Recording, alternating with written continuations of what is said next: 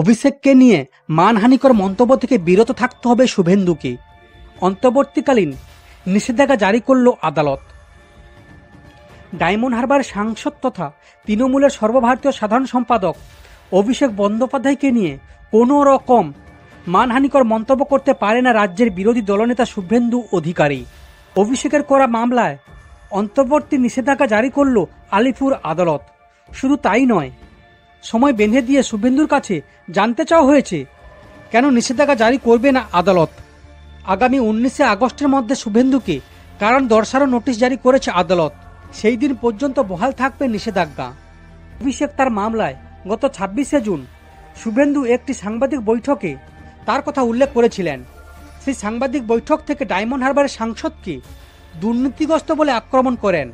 শুধু তাই নয়, তৃণমূল সাংসদের আবেদন অনুযায়ী শুভেন্দু দাবি করেছেন অভিষেকের কারণে দক্ষিণ 24 পরগনায় সন্ত্রাসের মাত্রা বেড়েছে।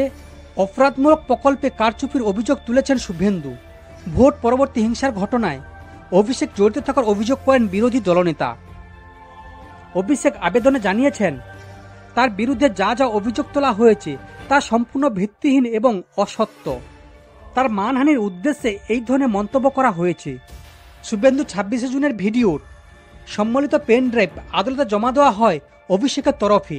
তিনি আবেদনেও জানিয়েছেন শুভেন্দু অতীতেও তার বিরুদ্ধে এ ধরনের একাধিক মিথ্যা অভিযোগ তুলেছেন।